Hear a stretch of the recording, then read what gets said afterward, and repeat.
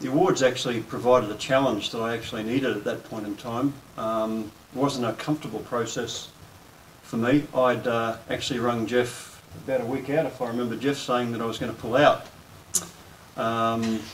And just sort of, it went higher and higher in the organisation. So I had about 3 phone calls to say, don't pull out, go through with it. I was a bit uncomfortable with it. And actually the interview was uncomfortable as well. Thank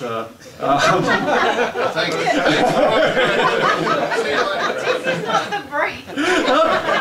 No, but it did, what that did though, was a positive thing.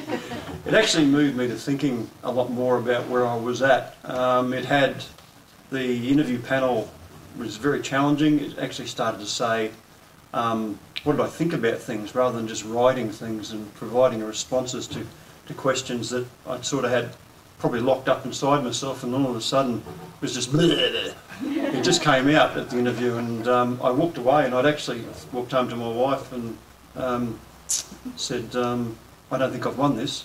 And indeed we didn't go to the awards night because we had something else on, but it was a big shock. So it actually started to open a lot of doors. It challenged me for understanding. We'd been through as a family a bit of a life-changing scenario in 2000, I think it was, when we had a family bereavement, and we'd come to the coast, and I thought I'd done my dash, but the awards actually provided me with a kick-start and a catalyst into moving forward into other things.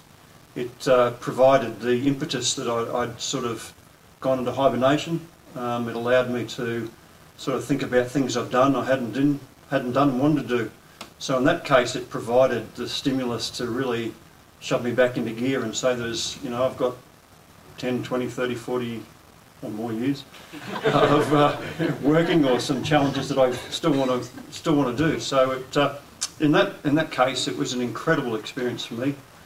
Yes, I found it difficult to start with, but the awards night, Guy Sebastian didn't do that much for me. But, Come on. Did for my wife, I've got to say. She was tickled pink. But certainly the journey has been quite incredible as a public sector manager in an organisation that's only 700 people, to actually get in and find that I had a private sector panel judge me in terms of that award. These awards are all pervasive. They allow you to actually walk into spheres that you'd never walk into. You know, as the chief executive officer of the Rock Building Society, the chief executive officer of Heritage, were the category award winners in my category. I never thought that was possible, me speaking on that sort of stage or playing in that sort of stage as a public sector manager. So the awards have been very illuminating, rewarding and quite challenging. I can only speak incredibly highly of the awards. It put me on a sphere where I never thought I'd interact or even consider contemporaries being those sorts of people from the public sector. It's provided me some impetuses in terms of the organisation to take on broader corporate roles, and it's actually brought in our organisation a higher degree of awareness of the AIM, of which we're corporate members, but I've joined as a personal member as well.